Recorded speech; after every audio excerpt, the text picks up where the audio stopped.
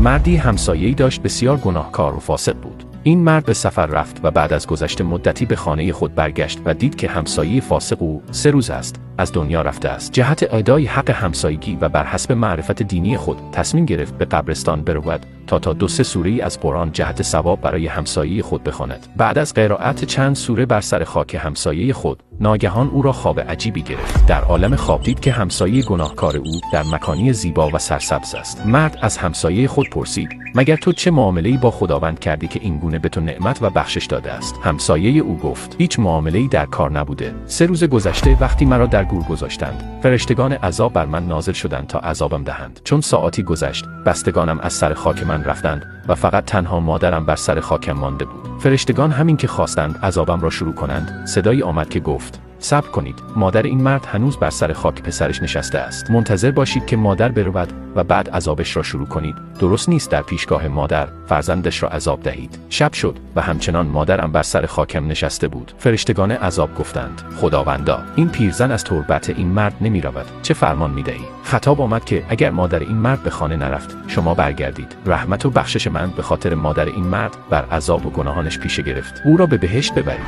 هر کس را بخواهد و مستحق بداند مجازات می کند و هر کس را بخواهد مورد رحمت قرار می دهد.